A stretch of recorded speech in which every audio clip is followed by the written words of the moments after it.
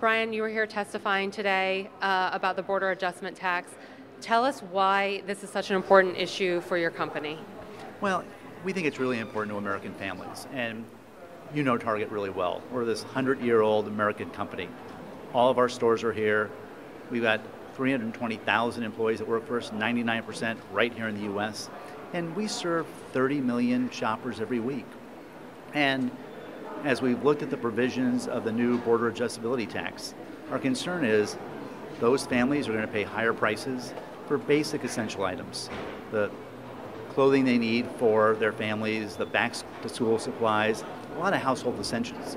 So we really want to make sure that Congress understood our point of view, that the committee today understood our concerns with the unintended consequences, which could yield to higher prices and really impact those American families that we serve and a lot of small businesses around the country.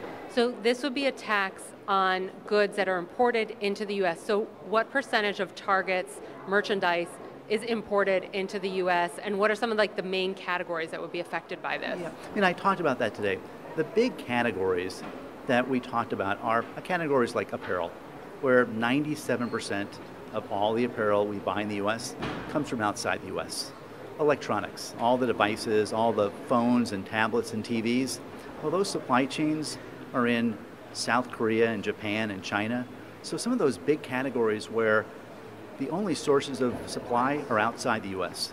I mean, we do business with lots of great American vendors, some great partners, whether it's Procter & Gamble in Cincinnati or Frito-Lay in Plano, Texas. And we've built some great relationships with new American vendors. But we recognize a lot of the products Americans buy are still coming from overseas. There is this push, though, to bring even electronics, even TVs, even iPhones, even apparel back to the U.S., and that this is something that could give companies an edge to bring that back. Do you just not think that's feasible at this point, or it's going to take too much time for it to actually happen? Yeah. It's one of the things we talked about today, and one of the points I made is there's a lot of ifs. There's a lot of assumptions around currency appreciation, GDP growth, manufacturing coming back, a lot of different variables, but it's hard for me to tell my team, 320,000 Target members, that if all these things happen, things are going to work out. It's hard to tell American families that if currency appreciates and if we see manufacturing return and if we see the GDP growth, everything will be just fine. We need greater certainty. And even with some of the discussion we had today about manufacturing coming back to the U.S., and I'd love to see more of that, it's going to take time. And in many cases, it could take decades and decades. And in some areas, it may never return. So I think we just have to really understand the unintended consequences of this new border adjustability tax.